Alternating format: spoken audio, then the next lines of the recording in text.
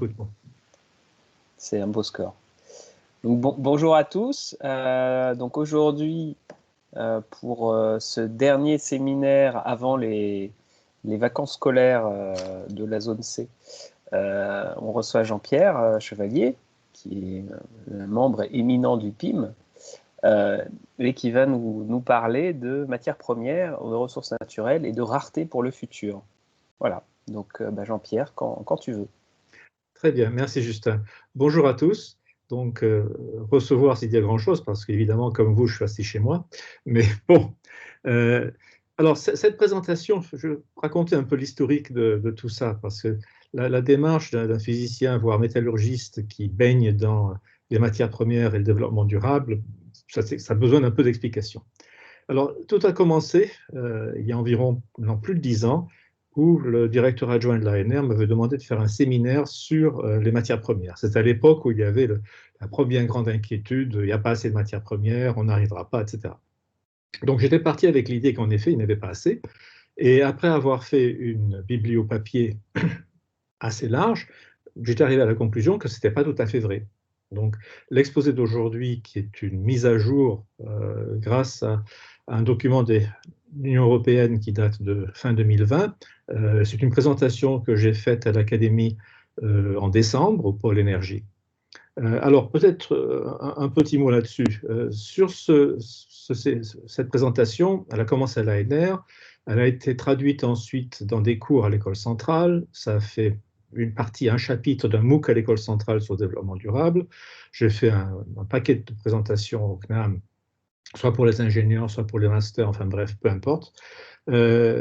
C'est un des sujets qui m'intéresse. L'autre sujet qui est important, et je dis ça parce que Véronique m'a prévenu que vous vouliez développer des enseignements en développement durable, c'est quand même, et c'est même avant les matières premières, une préoccupation sur le rôle de l'industrie, le rôle des matières premières sur le développement durable, qui est quelque chose qui est oublié aujourd'hui. Aujourd'hui, le développement durable se réduit, je suis schématique et un peu provocateur, au climat et à la biodiversité. Et si on mange des vers de terre, tout ira mieux. C'est vraiment pas vrai. Le climat et la biodiversité sont évidemment importants, mais si on n'intègre pas les besoins de notre consommation et l'évolution de ces besoins, comment est-ce qu'on fabrique les choses, comment est-ce qu'on les recycle, tout l'ensemble, je dirais, lié autour des produits, eh ben, le problème sera abordé par un tout petit morceau et je ne suis pas certain que l'impact sera notable. Donc voilà. Donc ça, c'est un peu le contexte général, pourquoi j'ai commencé à faire ça. Alors bon, si, ça commence bien. Voilà. Bibliographie, je n'ai rien inventé. Ça, je vous dirai ce que j'ai éventuellement fait, mais je n'ai rien inventé. Vous avez le site de United States Geological Survey, qui est d'une richesse extraordinaire. Son seul défaut, c'est qu'il est américain, c'est-à-dire qu'il n'y a que qui présente des données, pratiquement personne d'autre. Ce n'est pas tout à fait vrai, mais largement vrai. Ensuite, l'Union européenne a sorti 3 rapports. Premier en 2010, quand il y avait la grande excitation sur il n'y a plus de matières premières. Ensuite, une mise à jour en 2014, qui est bien meilleure que la version de 2010. Et ensuite, une mise à jour en 2020. Vous avez les liens ici. Ensuite, une des forces motrices très intéressantes pour comprendre ce qui se passait était le McKinsey Global Institute, surtout dans les années 2010 à 2014 ou 2015, qui a vraiment eu une activité très forte sur le développement durable et les ressources. Et finalement, la France a pris du retard, mais a mis en place, un peu après 2010, le comité des métaux stratégiques, qui dépend de la direction générale des entreprises. Et il a un site qui est très bien fait aussi, Mineral Info, vous avez le lien ici, et le BRGM a un rôle très actif dans ce site avec des données qui sont vraiment de très grande qualité. Alors, le point de départ, c'était un séminaire de la Royal Society à Londres sur Materials Efficiency en 2012. Et un économiste qui s'appelle Cameron Hepburn, pardon, il y a des choses qui se passent que je ne maîtrise pas encore complètement ici, voilà. Un économiste qui s'appelle Cameron Hepburn a présenté ce graphique. Et dans la salle, il y a eu une espèce de grand « ouh ». Alors, ce graphique, c'est un indice composite de l'ensemble des matières premières, énergétiques, agricoles, produits agricoles non alimentaires et métaux. Comme tous sont des indices qui sont cotés en bourse, on arrive à calculer assez rapidement une valeur composite. On fait une espèce de moyenne avec les quantités exportées. Et vous avez un indice composite que vous réactualisez à une valeur monétaire comparable de 1900 à 2011. Pour la première partie, de 1900 à 2000, il y a une décroissance de, ce ne sont pas, environ 160 points en 100 ans. On est passé, pardon, de 80 points. On est passé d'un indice de 160 à un indice 100 en 100 ans, malgré des fluctuations très fortes liées à des événements absolument dramatiques. Et par contre, de 2000 à 2011, on est passé d'un indice 100 à un indice de 160. Ça n'avait jamais été vu avant. Et ce changement de pente ne ressemblait pas à, accident est un mot bien faible, aux accidents des guerres mondiales, des dépressions, etc. C'était quelque chose de complètement différent. Donc ça veut dire que le monde des matières premières est en train de vivre un changement où, grâce à l'énergie pas chère, on avait accès à des grandes quantités de matières premières, qu'on utilisait d'ailleurs pour produire de l'énergie pas chère aussi, à quelque chose qui a changé. Alors, quelles sont les forces motrices de changement? Les forces motrices de changement sont largement liées à la Chine, qui est sortie d'un sous-développement à un développement fort, mais moderne en guillemets. Et donc, vous avez deux forces motrices importantes. Bon, la Chine, c'est un élément, mais la force motrice de fond, c'est la croissance de la population mondiale. Et McKinsey le dit très clairement, encore plus la croissance de la classe moyenne étant la classe qui consomme. Donc, dès qu'on sort de la pauvreté absolue, et la définition de McKinsey, la classe moyenne est très très large, c'est dès qu'on sort de la pauvreté absolue, qu'on commence à pouvoir consommer pour ses enfants, avoir un niveau de vie très très modeste, mais néanmoins pas désespérant, eh bien, on consomme plus de matières premières, plus d'énergie, plus d'eau, etc. Et ça, c'est la vraie force motrice. Et au niveau des chiffres, je ne sais pas là, mais la population mondiale, on s'attend, alors que je ne dis pas de bêtises, à quelque chose comme 9 ou 10 milliards en 2050, et la moitié de la population mondiale est prévue, on ne sait pas ce qui va se passer, mais est prévue comme étant des consommateurs de classe moyenne. Donc c'est un changement radical qu'il y a eu. Alors, qu'est-ce que je vais vous raconter aujourd'hui? D'abord, une analyse de la définition des ressources minérales et essentiellement métalliques. Quelques définitions, très peu, mais c'est important de comprendre parce que les mots ont vraiment un sens. Un survol de la situation des métaux courants, et ensuite un petit mot sur les revues, enfin le document de l'Union européenne sur les matières critiques, les matières premières critiques, et sur le COMES, surtout la démarche de leur analyse, qui est une démarche intéressante. Et ensuite, deux exemples de métaux rares pour un peu situer l'affaire, et ensuite on rentrera dans des actions et une conclusion. Alors, première définition, qui m'a pris un certain temps à comprendre, c'est quand les minéralogistes parlent de réserves bases et de ressources, ce n'est pas du tout interchangeable. Les réserves correspondent à ce qu'on a dans les mines exploitées aujourd'hui. Donc, c'est à peu près bon, c'est-à-dire on sait à peu près ce qu'on fait. Les réserves bases, ce serait l'extension immédiate de ces réserves, et évidemment, le degré d'inconnu augmente quand on va vers les réserves bases. Et les ressources, c'est ce qu'il y aurait potentiellement sur l'ensemble de la planète qui serait exploitable. Donc là, avec une grosse incertitude. Donc vous avez ces trois niveaux. Évidemment, le coût, je ne dis pas le prix, le coût d'exploitation va augmenter quand on passe de réserve à réserve base à ressources, de manière générale, et l'incertitude aussi. Donc ici, vous avez les définitions en anglais de tout ça. Donc entre les ressources existantes identifiées, les ressources récupérables et les ressources, c'est moi qui rajoute le mot, éventuellement disponibles. Donc une grosse différence.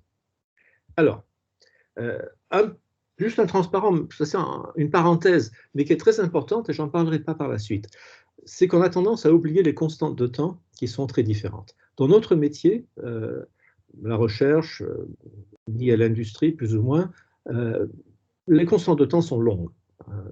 Passer à une découverte de labo à une application, c'est minimum 5 ans, voire 10, voire 15, en général jamais. La même chose est vraie pour les mines. Entre l'exploration et l'exploitation, c'est 15 à 25 ans au moins. Les tickets d'entrée pour une mine, alors je n'ai pas de chiffre vraiment très fiable, mais c'est entre 10 et 20 milliards d'euros ou de dollars. Ça, c'est une première constante de temps. Donc longue pour tout ce qui est exploration, exploitation, exploitation minière. Ensuite, les technologies émergentes, entre le moment où on la découvre et quand elle commence vraiment à se mettre en route, c'est sans doute plus près de 10 ans que de 5, mais une fois que ça a démarré, ça va très vite. On aura l'exemple des écrans plats tout à l'heure, qui est vraiment quelque chose qui a changé complètement les besoins en certaines matières premières. Et tout ça, c'est à mettre dans un contexte boursier qui existe, qui n'est pas du tout mon domaine, mais on sait que les cours des métaux, c'est plutôt pas la journée, mais c'est plutôt la milliseconde. Donc, mettre tout ça ensemble, ça fait évidemment des décalages qui conduisent à de la spéculation. Et maintenant, la spéculation a pris un niveau de plus avec les tweets de certaines personnes influentes. Alors, les métaux courants. Souvent, les gens se concentrent sur tout ce qui est rare, notamment les terres rares, tout ce qui est lié aux technologies nouvelles. Mais je pense que c'est important de réaliser qu'on s'appuie énormément sur des métaux guillemets ordinaires, qui ne le sont pas tant que ça d'ailleurs. Enfin, tout au moins les alliages à la fin ne le sont pas tant que ça. Alors, parmi ces métaux ordinaires, on a l'aluminium et le fer, avec des teneurs de la croûte terrestre tout à fait importantes. Cette valeur est un peu trompeuse, parce que la teneur de la croûte terrestre veut dire qu'il y en a, mais ce qui compte, ça va être combien il y en a dans les mines exploitables. Enfin bon, de toute manière, le message est clair. Sur l'aluminium et le fer, il n'y a aucun problème, il y en a plein. Il y en a vraiment plein. Ensuite, on arrive sur le magnésium, le titane et le nickel. Le magnésium et le titane, pardon, où il y en a encore pas mal, un peu moins pour le titane, mais enfin, il y en a quand même beaucoup. Et on finit avec le nickel et le cuivre, où là, on est dans les ppm. Donc, on est passé de 8% à 80 ppm entre l'aluminium et le nickel. On abordera ça dans une seconde. L'autre aspect qui est très important à prendre en compte, c'est en fin de compte, comment est-ce qu'on transforme le minerai de départ, souvent des oxydes ou des sulfures, en métal? Il faut enlever l'atome d'oxygène, enlever l'atome de soufre, et ça nécessite de l'énergie. Plus l'oxyde est stable, plus on a besoin d'énergie. Donc il n'y a pas de secret. L'alumine est un oxyde très stable, la magnésie aussi, l'oxyde de titane aussi. Eh bien, il vous faut une quantité d'énergie notable pour arriver à partir du minerai au métal. Et ça se traduit également par des émissions de CO2 qui sont significatives. Donc bon, pour l'acier, aujourd'hui, si on part d'une filière au fourneau, on est autour de 2 tonnes par tonne. On peut faire un peu mieux maintenant. Si on fait du recyclage d'acier, on verra ça un peu plus tard, on est autour de 500 kg de CO2 par tonne d'acier. Ça, c'est en fonction de la source d'électricité. Pour l'aluminium, ça peut varier de 4 tonnes ou 4 kg par kilo ou 4 tonnes par tonne si on est en Norvège avec de l'électricité sans CO2, jusqu'à 16 ou 18 si on est en Chine avec de l'électricité qui provient de centrales thermiques. Donc c'est vraiment un aspect, il ne faut pas oublier, il n'y a pas que le métal, il y a le CO2 qui sera émis lors de sa production. Quand on rentre dans le magnésium et le titane, pour un tas de raisons, des procédés qui sont, dans le cas du titane, assez cauchemardesques, eh bien là on est dans des teneurs en CO2 émis beaucoup plus importants. Le nickel et le cuivre sont relativement faibles. Alors, ça se traduit en termes de production mondiale. J'ai fait une mise à jour des chiffres avec ce que j'avais disponible au mois de décembre. Donc, l'aluminium, c'est autour de 65 millions. L'acier, c'est 1 milliard, presque 900 millions de tonnes par an. Et ensuite, les autres sont beaucoup plus faibles, avec le nickel à 2,7 millions, le titane vraiment à une toute petite quantité, ce qui est normal vu son contenu énergétique nécessaire, vu les émissions de CO2, en fin de compte, vu le coût de production. Et le cuivre autour de 20 millions. On reviendra sur le cuivre plus tard. Donc le message, c'est qu'on a des métaux qui sont très abondants et par contre des émissions de CO2 très importantes pour au moins 3 d'entre eux. Alors, sur les métaux courants, pour résumer ça, pas de problème de ressources, mais il y a depuis longtemps un monopole minier pour le minerai de fer, avec 2 ou 3 compagnies mondiales qui en produisent des grandes quantités. Pour l'aluminium, il y a la surcapacité pendant longtemps et de la spéculation, des problèmes géopolitiques pour le titane, parce qu'il n'est pas fait partout, et ensuite on a le cuivre et le nickel qu'on va regarder de plus près. Mais il y a un aspect qu'on retrouve dans tout ce que je lis même récemment, c'est qu'il y a une très très forte volatilité. C'est-à-dire que le prix, qui n'a pas grand-chose à voir avec le coût d'extraction, varie énormément. Alors ça, c'est de nouveau tiré du McKinsey Global Institute sur leur Commodity Index. Cette fois-ci, il y avait moyen à l'époque d'extraire certains produits et comparer ça à la courbe moyenne que vous avez vue tout à l'heure. Donc ça, c'est la courbe pour l'acier en orange. Et ben, l'acier sur la période, en gros, de 2000 à 2012, a eu des fluctuations d'environ entre minimum et maximum de 4,5. Et il y a pire. Et ça, c'est vraiment une grande constante ces dernières années, qu'il y a d'énormes fluctuations de prix. Et cette fluctuation de prix est liée parce qu'on est à l'équilibre entre la production et la demande. Donc, quand la production excède la demande, les prix s'écroulent. Quand la demande excède la production, les prix augmentent violemment. Et c'est ce qui s'est produit. Alors, le grand pic autour de 2009, ça c'est l'ouverture de la Chine, l'expansion de la Chine. Et ensuite, vous avez le krach boursier autour de 2000, pardon. La croissance autour de 2000, c'est la Chine. Et autour de 2009-2010, ça a été le krach boursier qui est ensuite lié aux subprimes, qui a réduit la consommation. Mais c'est reparti tout aussi vite après avec une pente qui est similaire. Alors, si on regarde maintenant quelques métaux, avant de rentrer dans les métaux un peu critiques, il y en a deux qui me préoccupent, le cuivre et le nickel. Les deux parce que ce sont des métaux qui ont des applications assez spécifiques. Donc, pour le cuivre, sa grande propriété, c'est l'excellente conductibilité électrique et thermique, et associée à une bonne résistance à la corrosion. Donc, c'est quand même quelque chose d'assez super. Et dans le cas du cuivre, voilà ce qu'on a en termes de production. Ça date de quelque temps, mais ça n'a pas beaucoup changé. Donc, on a globalement une production minière qui est entre 15 et 20 millions de tonnes. On a entre 500 et 600 millions de tonnes de réserves. Donc, on dit, on a 30 à 40 ans de réserve. 30 à 40 ans de réserve, c'est peu. Donc, on se dit, c'est embêtant. Alors, si on continue et qu'on va un peu plus loin, alors qu'est-ce qu'on fait? Ça s'est toujours tiré de United States Geological Survey. Donc, ils disent en fin de compte, ça c'était les réserves, les ressources, il y en a beaucoup plus. On parle de milliards de tonnes par-ci, par-là. Alors, évidemment, moi je ne suis pas un géologue. Donc, quand on me dit, ne t'inquiète pas, il y a plein de ressources, je dis oui, mais je suis un peu méfiant. Et ce qui me rassure beaucoup plus, c'est la possibilité de faire des substitutions.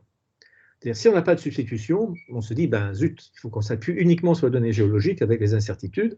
Si on a des substitutions, on se dit, si jamais le pire vient au pire, on remplacera le cuivre par autre chose. On le fait déjà. On le fait déjà au niveau de la plomberie. On a beaucoup moins de cuivre par rapport à une époque, beaucoup plus de PVC. En distribution, on a du polyéthylène. Ce n'est pas son problème, puisque le cuivre était bactéricide et le polyéthylène ne l'est pas, donc on a des problèmes de légionellose potentiels, mais enfin, bon, on n'a rien pour rien. Et par contre, la vraie question, c'est qu'est-ce qu'on peut faire en termes de conducteurs électriques? On verra ça avec la voiture électrique dans quelques temps. Donc, il y a des solutions, et je vous raconterai ça dans une minute. Alors, nombreuses substitutions, pas de problème immédiat sur les 10-20 ans, parce que normalement, on devrait pouvoir ouvrir de nouvelles mines si nécessaire. Mais on verra bien que les substitutions peuvent apporter une alternative intéressante. Alors ça, c'est ce qui est prévu à partir du document du BRGM sur l'augmentation de la consommation de cuivre uniquement pour la voiture électrique. Donc en 2019, on était à 20 millions de tonnes de cuivre, et là, on aurait plus 7,5 millions de tonnes, donc quasiment 50% de plus avec l'arrivée de l'électrification des voitures. Il y a un poids de câblage électrique beaucoup plus important dans une voiture électrique par rapport à une voiture thermique normale. Alors, j'étais assisté à un séminaire où un brillant économiste nous a annoncé la fin du monde, comme ils ont tendance à faire, en train de dire, vous voyez, on n'y arrivera pas, il faut changer notre modèle de croissance, etc. Il n'a pas complètement tort, mais il a loin d'avoir complètement raison, et il s'avère que l'aluminium est déjà depuis longtemps utilisé comme conducteur. C'est utilisé beaucoup dans l'aéronautique pour des questions de poids. Je viens d'échanger avec le PDG de la société Axon qui fait des connecteurs et qui est également un académicien, donc contact facile. Et il s'avère qu'Airbus utilise des câbles en aluminium depuis très très longtemps, pas uniquement pour le 380, depuis très longtemps. Et ensuite, il s'avère que maintenant, il y a de plus en plus d'entreprises qui commencent à réfléchir à utiliser des câbles en aluminium pour les voitures. Alors, ce qui est spécial avec l'aluminium, c'est que la résistivité de contact est élevée, donc on ne peut pas simplement prendre un morceau d'aluminium, un fil d'aluminium et serrer dans les dominos. Enfin, on peut essayer, mais enfin, ce n'est pas recommandé. Donc, c'est un problème de connectique, et si possible, de connectique fait en usine, donc avec une liaison assez propre, et ensuite des parties assez importantes qu'on peut boulonner, ou fixer, je ne sais pas comment. Et ça se développe, et ça veut dire que vous devez faire des longueurs préconçues. Donc, vous n'allez pas vendre de l'aluminium au mètre dans le bricorama du coin. Vous allez commander dans l'usine qui fabrique les connecteurs en aluminium des harnais complets, du câblage complet qui correspond à un type de voiture. On sait faire, ce n'est pas un vrai problème, et je pense qu'on y arrivera assez rapidement. L'autre exemple qui est intéressant, on y reviendra plus tard, c'est qu'on utilise de moins en moins de cuivre pour la transmission de données, c'est de la fibre optique. Donc vous voyez, on peut trouver des substitutions technologiques s'il y a une pénurie potentielle d'un métal ou d'un autre. Alors le nickel. Le nickel, en réalité, m'inquiète un peu plus. Bon, il reste incontournable. C'est-à-dire, on a tout ce qui est alliage de nickel, super-alliage de nickel, acier inoxydable. Je ne vois pas de substitution possible pour le nickel. Alors, il semblerait que les ressources sont pas si mauvaises que ça, donc supérieures à 100 ans. Ce qui est encourageant, c'est que le taux de recyclage est supérieur à 50%. On abordera le recyclage un peu plus tard, donc je n'en parlerai pas plus maintenant. Donc, on a des possibilités de ce côté-là, même si je suis qu'à moitié rassuré. La volatilité du nickel est absolument terrorisante. Donc, on avait vu que l'acier, c'était 4,5. Là, on a un facteur 14 entre la période de 2000 à 2012. Alors, juste pour revenir sur les fortes fluctuations de prix, c'est l'aluminium où les fluctuations sont les plus faibles. Alors, les chiffres, c'est des chiffres un peu vieux parce que McKinsey n'a pas fait mise à jour, mais ça vous donne un peu une idée de ce qui se passe et ça n'arrête pas de se passer comme ça. Alors, la rareté. Alors, jusqu'à présent, étant quelqu'un de plutôt bête et méchant, la rareté, c'était il y en a ou il n'y en a pas. Hein, c'est-à-dire, est-ce qu'il y en a encore dans les mines, est-ce qu'il n'y en a pas dans les mines? S'il n'y en a pas, il y a un problème. S'il y en a, ça va à peu près.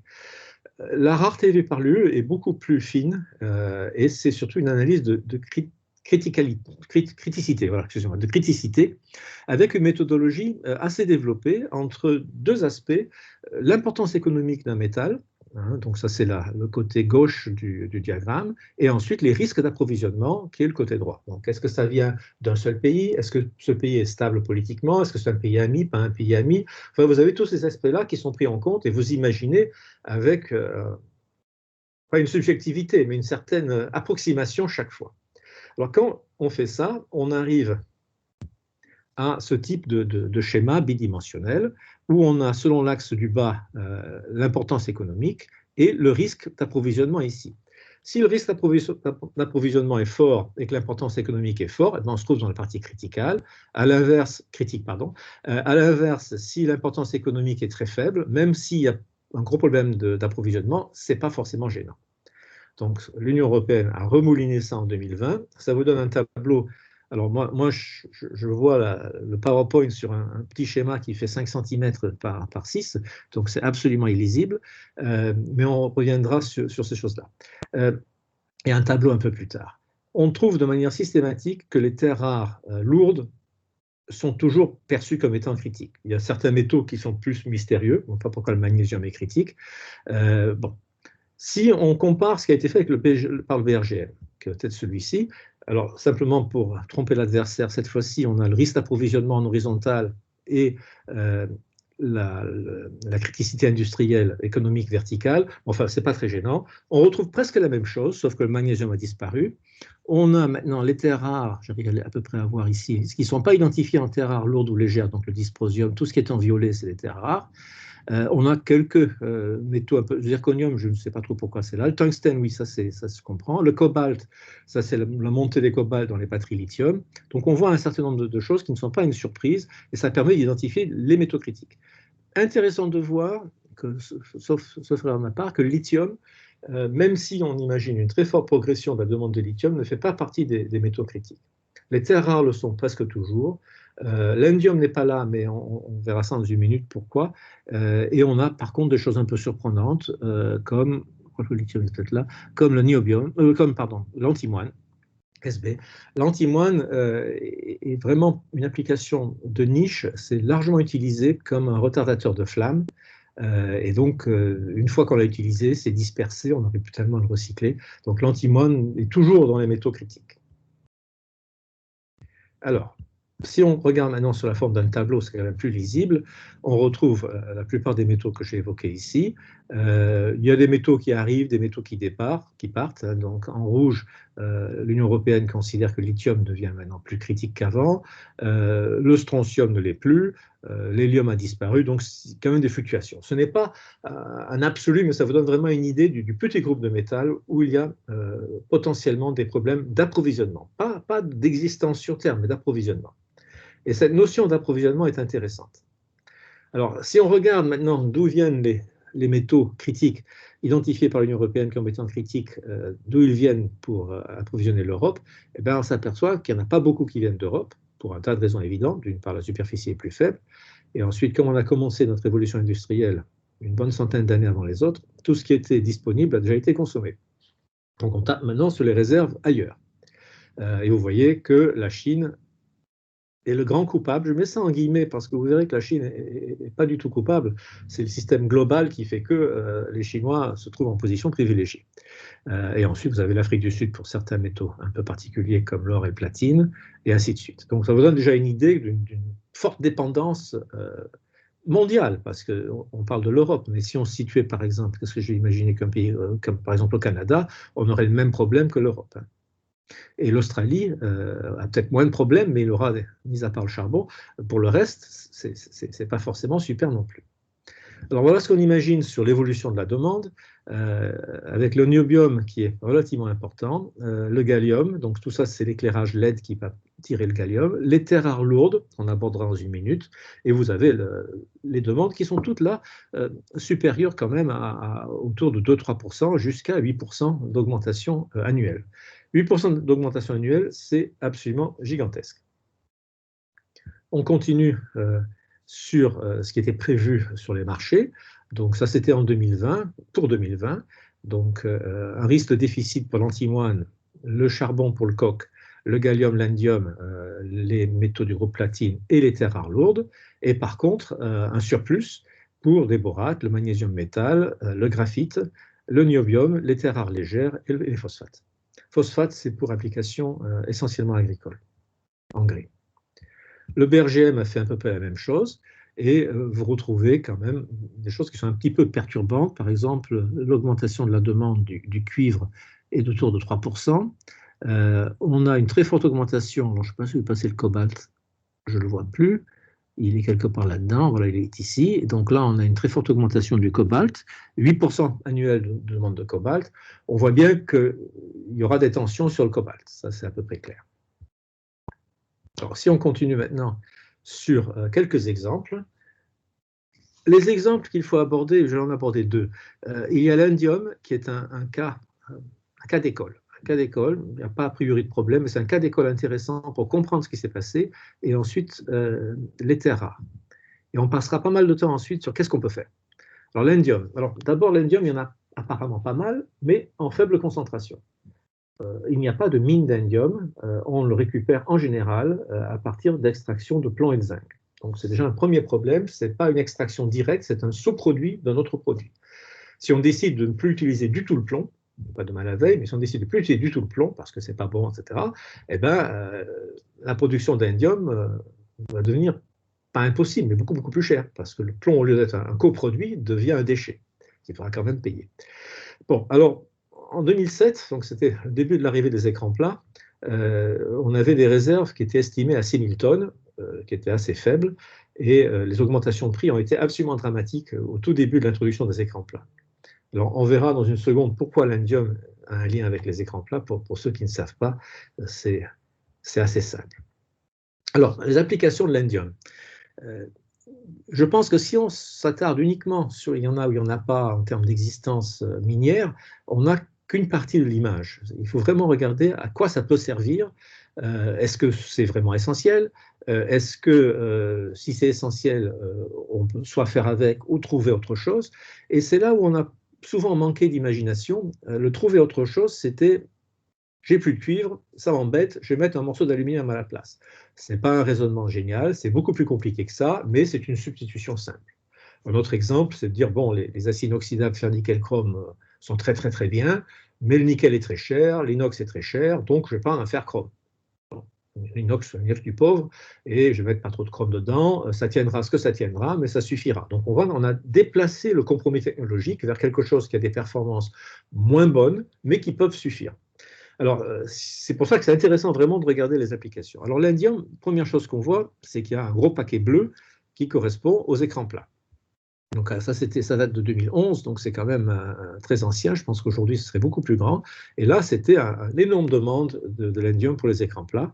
Alors pourquoi l'indium pour les écrans plats? Ce n'est pas l'indium, c'est un oxyde mixte d'indium et d'étain qui s'appelle Indium Tin Oxide, ITO. Et l'ITO est un des rares, sinon le seul, oxyde qui est à la fois conducteur et transparent. Et donc le fait qu'il soit un oxyde, on s'en fout, mais par contre, le fait qu'il soit conducteur et transparent, ça c'est bien. Donc on le met à l'avant des écrans plats, quelque part à l'avant, je ne sais pas tellement où, pour évacuer les charges qui sont générées par l'éclairage, par la production de la lumière de l'écran. Donc c'est important qu'il soit transparent et c'est important qu'il soit conducteur. On a depuis 20 ans au moins fait de nombreuses recherches pour trouver un substitut. Il y a eu des publications bien entendu, mais à ma connaissance, il n'y en a pas. Il n'y a rien qui est aussi bien, qui est aussi facile à utiliser, etc. Entre-temps, le prix de l'indium a baissé, donc tout va bien.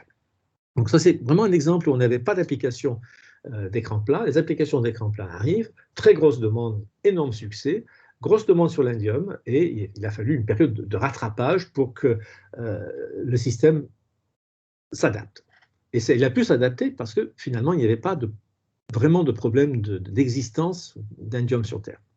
Alors, les autres applications sont assez variables. Il y a les brasures sans plomb, des semi-conducteurs et des LED, certains alliages, des batteries, je ne sais pas lesquelles, si je crois que c'est utilisé dans des batteries au plomb, j'en suis pas sûr, et les aspects photovoltaïques qui peuvent se développer.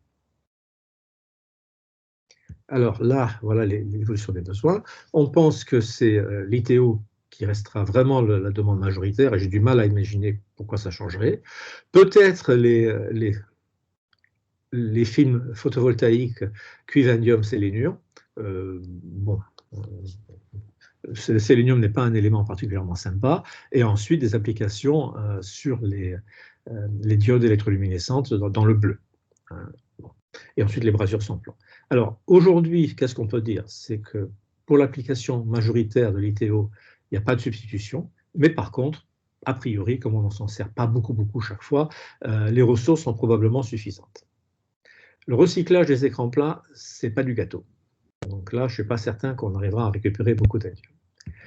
Alors, le gros morceau qui était à l'origine de l'excitation en 2010, c'était lorsque les Chinois ont dit « Vous allez rire, nous n'allons plus exporter de terres rares telles quelles, on va vous exporter des produits à base de terres rares. » Donc, grand scandale, recours auprès de l'Organisation mondiale du commerce, les Chinois ont perdu, mais 2-3 ans plus tard, et donc énorme excitation, on dépend trop des Chinois pour les terres rares.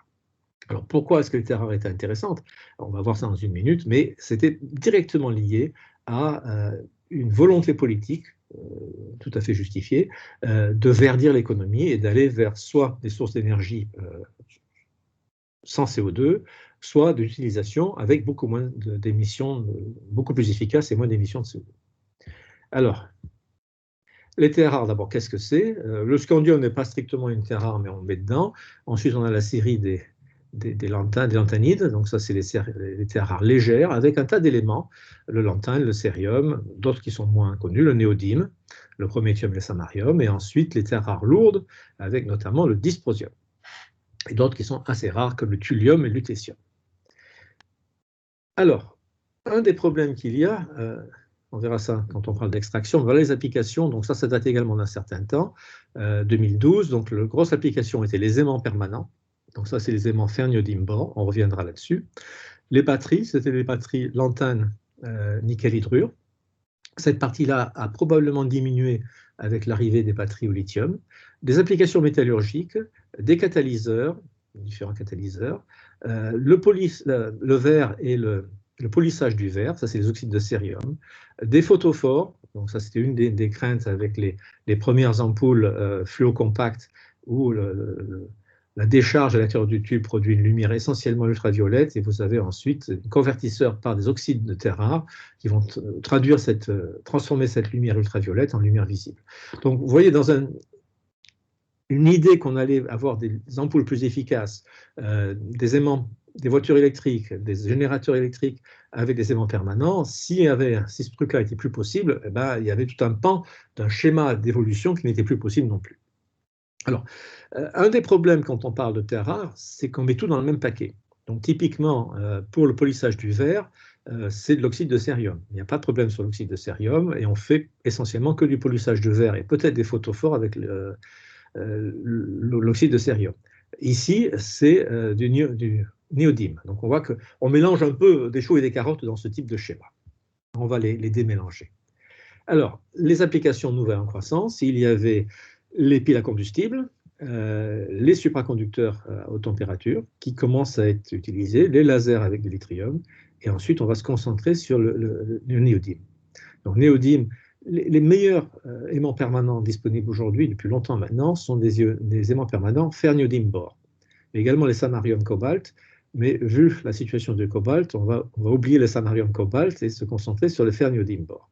Application, la voiture électrique, le véhicule électrique, et les éoliennes pour la génération d'électricité. Donc on voit des applications tout à fait clés. Alors qu'est-ce qui s'est passé au niveau des terres rares? Le schéma est un schéma d'une bêtise qui dépasse l'entendement. L'exploitation de terres rares, c'est très sale. Il y a des sous-produits radioactifs, je crois que c'est du thorium radioactif qui sort des terres rares, il faut faire quelque chose avec. L'ensemble est parfaitement dégueulasse. Quand, dans les années 90, 80, 90, les Chinois arrivent sur le marché en train de dire, écoutez les mecs, ne vous inquiétez pas, on va vous fournir des terres rares, hein, vous n'avez qu'à les acheter, tout le reste, on s'en occupe nous-mêmes. Eh bien, en tant que bon capitaliste, et surtout pas vouloir m'emmerder, eh ben, je dis, banco, je vais acheter les produits chinois, banqueroute complète des producteurs ailleurs qu'en Chine, n'importe comment, ça n'intéressait personne, l'exploration minière, c'est dégueulasse, donc si on peut s'en débarrasser, tant mieux. Et donc, tout va très bien. Sauf qu'arrivé en 2000-2010, les Chinois faisaient quelque part entre 95 et 90% de la production mondiale, et ils ont eu une réaction absolument honteuse, c'est-à-dire capitaliste. Ils ont dit, ah ben vous allez rire, on a un monopole, on va faire ce qu'on veut. Et ça a été jugé absolument insupportable par tout le monde. Et pourtant, on ne peut pas franchement dire que dans l'histoire de l'humanité, ce soit un scoop. Hein. Donc bon, ça explique pourquoi on est passé là. Alors, on va regarder sur les aimants fer-néodyme-bore. Donc utilisés dans les disques durs et également utilisés dès qu'on a besoin de performance dans les moteurs électriques, mais il faut améliorer le champ coercitif et ces aimants, en fin de compte, ne sont pas des fer-néodyme-bore, mais des fer-néodyme-bore dysprosium. Il n'y a pas d'énormes problèmes sur le néodyme, mais le dysprosium, c'est une autre affaire. Alors, si on regarde un exemple, j'ai pris ça de la littérature, je n'ai pas été vérifier les chiffres, mais ça ne semble pas déraisonnable. Si vous prenez une Toyota Prius, qui n'est pas des véhicules hybrides, donc on n'a pas un énorme moteur électrique, on met 100 grammes d'oxyde de dysprosium par moteur, 2 millions de voitures par an, donc vous avez 200 tonnes d'oxyde de dysprosium par an. La production chinoise à l'époque de ce papier était de 500 tonnes par an, donc on se dit 200 tonnes sur 500, ça c'est uniquement Toyota, ça commence à être un peu chaud. On n'ira pas très loin comme ça. Alors, quand on regarde la fiche dysprosium du PRGM, alors malheureusement là, je ne peux vraiment plus la lire, ainsi peut-être un tout petit peu, on s'aperçoit que c'est tendu, mais pas si tendu que ça. Et si on regarde les réserves, même si elles ne sont pas infinies, il n'y a rien qui est infini, la consommation actuelle, on aurait 450 ans de réserve de dysprosium, et si on augmente son utilisation fortement, eh bien, on arrivera à seulement... Ah oui, 56 ans, excusez-moi. Seulement 56 ans, qui veut dire vraiment pas beaucoup. Donc on voit qu'il y a une petite tension sur le dysprosium. Mais qui n'est pas... c'est pas la fin du monde immédiate. Et ça l'est encore moins parce qu'on peut faire autre chose. Alors, on va rentrer maintenant dans les actions. Bon, juste un mot sur le dysprosium. Vous avez deux modèles de voitures électriques. Vous avez la Tesla Model S, performance extrême, de 0 à 100 en quelques secondes, grosse batterie, perçue par les gens qui font des analyses de cycle de vie comme étant une voiture mauvaise, c'est-à-dire que vous produisez plus de CO2 pour produire la voiture que dans son utilisation. Et dans certains pays, maintenant, il n'y a plus de subventions pour acheter une Tesla Model S. Bon. Si vous prenez une Renault électrique, une Zoé, eh bien, bizarrement, il n'y a pas d'aimant permanent dans le moteur électrique. La performance est moins bonne. Elle est suffisante pour faire le tour de Paris ou aller à la campagne, vivre à la campagne, mais ce n'est pas du tout la même chose. Donc, la première chose, c'est qu'on voit bien que si vous voulez des performances extrêmes, vous avez besoin d'éléments fer-néodyme-bore. Si au contraire, vous vous satisfaisez à quelque chose qui est moins cher et moins performant, eh bien, l'alternative existe. Donc, ce n'est pas la peine de se taper la tête contre le mur. Pour les actions, on va regarder le recyclage, les substitutions et surtout le côté technologie différente, nouveaux compromis, qui est vraiment une piste qui n'a pas été suffisamment explorée et qui se fait un peu en souterrain. On va finir avec quelque chose beaucoup plus près de ce que nous on fait, économie d'atomes, un terme qui vient de la chimie verte, et ça implique deux choses, la durabilité des produits et l'amélioration des performances. L'amélioration des performances, c'est le fonds de commerce de tout laboratoire de métallurgie, et la durabilité aussi par certains aspects. Les choses dont je ne parlerai pas, c'est ouverture de mines, nouvelle exploration minière, et par contre, je ne parlerai pas parce que ce n'est pas important, mais parce que j'y connais rien, c'est qu'il va falloir revoir la métallurgie extractive, la chimie métallurgique, adaptée à ce qu'on va trouver. Non seulement les minerais disponibles, qui ont des qualités qui baissent, mais également éventuellement de mines urbaines dans un contexte de recyclage. Alors, les forces motrices pour le recyclage, bon, les ressources, il n'y en a pas pour toujours. Le prix des matières premières, c'est vraiment la force motrice la plus importante, qui n'est pas forcément verte comme démarche, mais néanmoins réelle. Un sous-produit, c'est que quand on recycle, la consommation d'énergie pour la production des matières premières est beaucoup plus faible. Et par contre, ce qu'il faut vraiment réaliser, c'est qu'on est très très loin de pouvoir vivre dans une économie complètement circulaire parce que la demande croît plus vite. En fin de compte, ça c'est la croissance de la classe moyenne et de la population mondiale. Les deux ensemble font qu'on a quand même besoin de matières premières neuves, en plus de ce qu'on a déjà. Alors, les demandes, les bâtiments et l'infrastructure, tout ce qui est lié à l'électronique, l'électromobilité, et ensuite les énergies renouvelables, notamment l'éolien.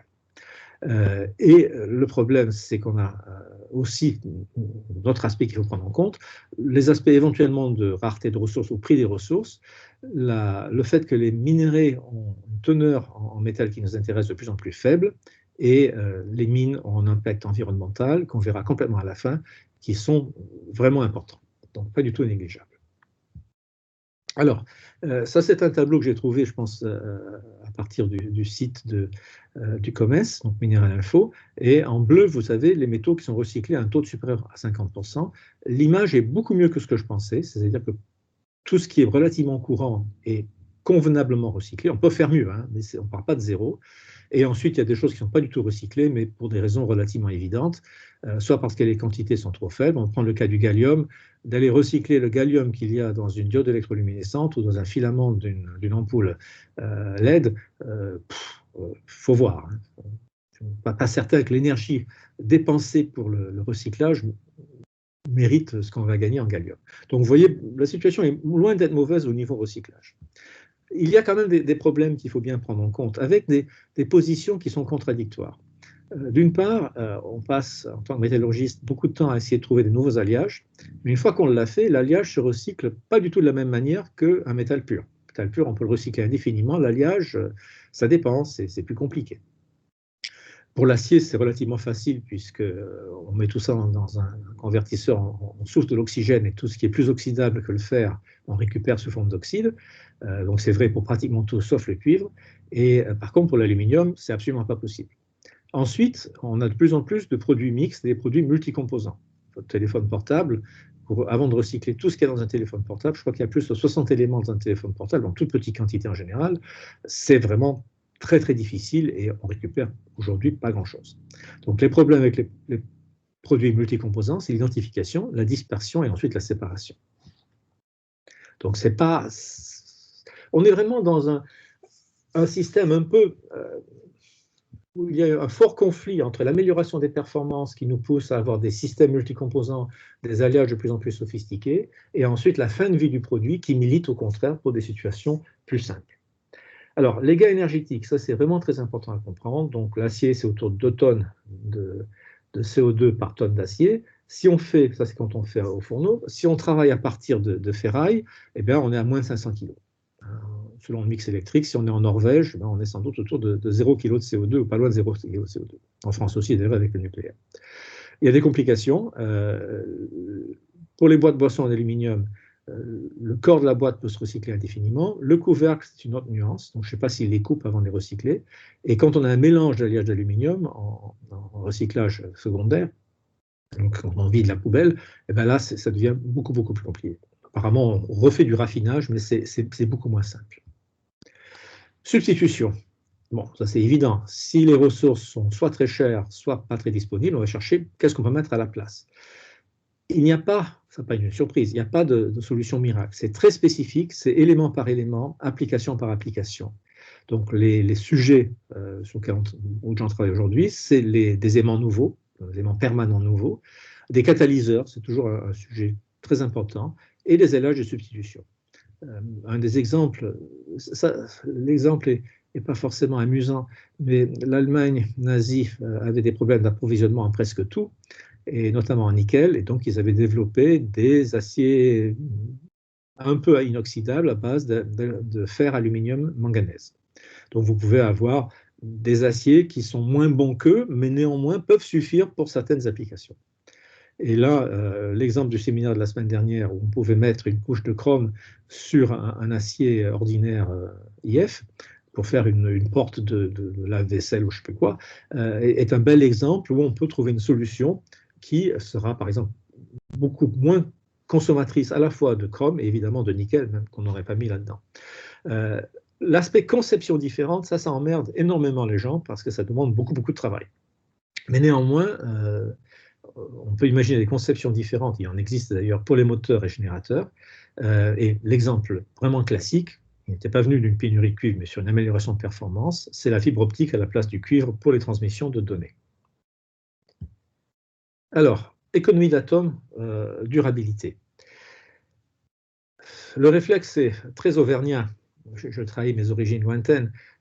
Si il n'y en a pas beaucoup et si c'est cher, on fait durer. Ce n'est pas tellement à la mode, mais néanmoins, ça marche très bien. Les problèmes scientifiques identifiés, je ne dis pas vraiment maîtrisés, c'est qu'à moitié vrai. On dirait un mot dans une seconde. Tout ce qui est dégradation par oxydation, corrosion, ça fait mieux. Les pièces s'arrêtent plutôt, leur durée de vie est limitée. La fatigue, bien évidemment, ce n'est pas au PIM que je vais en parler, et le fluage. On connaît les mécanismes sous-jacents. Le problème, c'est le dimensionnement. C'est-à-dire comment est-ce qu'on conçoit, en supposant qu'on veut le faire, comment est-ce qu'on conçoit une pièce pour que ça tienne le temps qu'il faut. Si elle est mal conçue et sous-dimensionnée, ça casse plus tôt, embêtant, et si elle est surdimensionnée, ben finalement, on consomme plus de matière, et donc on a émis plus de CO2, enfin un tas de facteurs, pour une durée de vie qui est trop longue par rapport à la durée de vie de l'ensemble. Donc c'est pas si simple. En supposant évidemment que les gens soient au courant, et si on prend le cas de la fatigue, j'ai quelques exemples où les gens, des accidents mineurs, des accidents récents montrent qu'ils avaient complètement oublié que ça existait. Bon, passons sur ce détail. À une autre échelle, et ça, quand j'étais à l'ANR, c'est quelque chose qu'on avait vraiment identifié comme étant un problème, et sur lequel je ne suis pas certain qu'on ait avancé des tonnes, c'est la tenue des assemblages. Il est rare d'avoir une pièce, un produit qui est une pièce monolithique. C'est souvent des assemblages qui peuvent être soudés, collés, rivetés, vissés, enfin Dieu seul sait quoi. Et par contre, la tenue des assemblages, ça, c'est moins long que la pièce monolithique, et ça, c'est pas du tout quelque chose qui me semble simple. Alors, on arrive aux conclusions. Je regarde mon heure, là, ça va, il y aura du temps pour quelques questions. Alors, l'équilibre que j'ai essayé de faire dans cet exposé, c'est de ne pas sombrer dans le catastrophisme, en train de dire c'est la fin du monde, il n'y a plus de matières premières, vous allez tous vivre misérablement. Je ne pense pas que ce soit vrai. Mais en même temps, on ne peut pas continuer comme on fait aujourd'hui. Donc on est vraiment entre les deux, où on n'est pas en train de foncer dans un mur à grande vitesse, mais il y a des virages dans la route et on ferait mieux de ralentir, de regarder comment il faut prendre. Alors, peu de risques de manque de ressources globales. Ça, c'est en termes de est-ce qu'il y en a sur Terre? A priori, il y en a. Ce n'est pas vrai pour absolument tous les éléments, mais globalement, il y en a. Les généralisations, c'est très difficile. On peut prendre le cas du platine. Le platine, a priori, il y en a assez. Mais si on développe, par exemple, à très grande échelle des piles à combustible, il faudrait faire le calcul. Ce n'est pas absolument évident.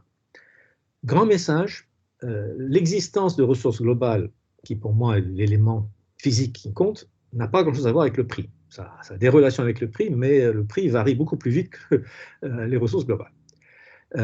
On peut s'attendre, à mon avis sans risque, à des augmentations tendancielles, plus ou moins fortes, et par contre des fortes fluctuations de prix dans les années qui viennent. Il y aura des fortes influences géopolitiques, monopolistiques et de la spéculation en plus, ce qui va rendre tout ça beaucoup plus drôle. Dans tout ce que j'ai vu, il y a très peu de prospectives, de demandes qui incluent pas uniquement une technologie quelconque, mais l'évolution de la population, la maturité de la population française, par exemple, consomme beaucoup moins d'acier que la population chinoise parce que nos infrastructures, nos bâtiments, nos ponts sont globalement en place. Donc, on ne peut pas comparer complètement les deux. Et ce type d'analyse, si on rajoute en plus les technologies neuves, eh ben, ça ne court pas les rues, même si c'est très approximatif. Un des aspects qui m'énerve, il y a beaucoup de choses qui m'énervent, un des aspects qui m'énerve régulièrement, c'est quand les gens nous disent, vous inquiétez pas, les batteries, grâce aux économies d'échelle, les prix vont baisser. Les prix de la combustible, grâce aux économies d'échelle, les prix vont baisser. Ils ont fait une confusion entre les processus de fabrication, les procédés de fabrication, qui, quand on change d'échelle, eh on fait des économies d'échelle sur la fabrication, mais pas sur les matières premières. Donc, si on a une demande plus forte en cobalt, je ne vois vraiment pas pourquoi le prix du cobalt va baisser. Au contraire, il va augmenter. Donc, l'économie d'échelle pour un certain nombre de produits, guillemets, nouveaux, à regarder avec méfiance et regarder les prévisions avec beaucoup, beaucoup de méfiance. Il va falloir qu'on trouve des alternatives technologiques. Donc, des moteurs sans aimant permanent, ça existe, mais c'est des compromis différents entre encombrement, poids, efficacité. Pas forcément dramatique. Hein. Si votre voiture ne fait pas du 200 km/h, mais seulement du 160, on pourra éventuellement vivre avec. J'ai trouvé dans la littérature pas mal d'exemples où on peut remplacer le cuivre dans le bobinage des moteurs au générateur par d'aluminium. Et Gérard Baquet me disait qu'à l'époque où il était chez Nexans, que le câblage d'immeubles de très grande hauteur, le câblage vertical, se faisait avec des câbles en aluminium pour des questions de poids. Donc on peut imaginer que pour des éoliennes, j'ai vu dans les journaux ce matin que les dernières éoliennes font 250 à 300 mètres de haut, et bien pour tout le câblage interne, ça pourrait être fait en aluminium, ça ne serait pas plus mal.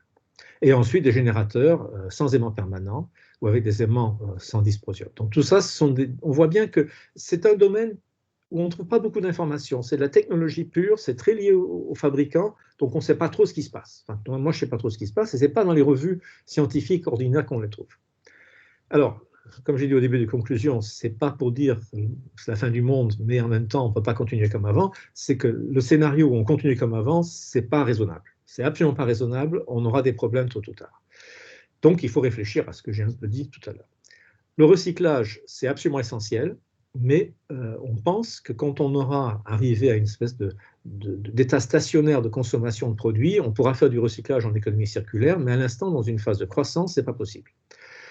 On a besoin de renforcer les filières de recyclage, encore très, très artisanales, et il y aura une méthodologie extractive à revoir, à la fois pour le recyclage, donc les mines urbaines, et également pour l'évolution de la qualité des matières premières, des minerais. Les substitutions sont à rechercher encore plus, et en gros, faire plus de choses avec moins d'atomes, donc l'économie d'atomes, ou materials efficiency, améliorer les performances des produits, et améliorer la durabilité, et j'ai rajouté la réparabilité. La réparabilité, ayant récemment mis une imprimante jet d'encre chez Boulanger pour en racheter une neuve, la réparabilité de certains objets laisse à désirer. Donc, je crois qu'on n'arrivera pas à faire ça sans avoir développé une filière sérieuse de réparabilité. Alors, je crois que j'arrive vraiment à la fin. C'est ça. Ah oui. Alors, les vraies limites. Les vraies limites. Pour moi, la vraie limite n'est pas uniquement une limite économique. Ça va être vraiment une limite en termes de qu'est-ce qu'on récupère comme matière première par rapport à combien de CO2 on a consommé pour l'obtenir. Combien d'eau est-ce qu'on a consommé pour l'obtenir, et sans parler du dégât environnemental d'une mine. Les mines, ça fait des gros trous dans la terre, ça extrait un tas de cailloux pour pas grand-chose, ça laisse derrière un tas de saloperies. Donc, même si on fait des gros progrès, ça coûtera évidemment plus cher, il faut prendre tout ça en compte quand on parle de vraies limites. Pour illustrer ça, il y avait un petit livre, je ne me souviens plus qui l'avait écrit, sur la fin du pétrole. Ça, c'était à l'époque où c'était la fin, c'était le pic du pétrole et non pas le pic de la demande. Le chiffre que j'avais en tête, c'est que pour extraire un baril de pétrole de sable bitumineux au Canada, il fallait, non, pour extraire deux barils, il fallait un baril d'énergie, l'équivalent d'un baril d'énergie. Vous voyez bien que quand on va chercher de manière ultime du pétrole et qu'on a besoin d'un pétrole équivalent d'énergie pour extraire un baril de pétrole, eh ben, le jeu, on ne veut plus la chandelle. Donc la vraie limite sera une limite physique de la production de CO2 qui sera considérée à juste titre comme étant inacceptable dans la plupart des cas. Alors, même s'il n'est pas très actif, j'ai un petit tweet qui parle de matières premières, donc on peut vous connecter là-dessus, vous aurez des dépêches qui en général passent inaperçues par ailleurs. Et voilà, je m'arrête là. Merci. Merci Jean-Pierre.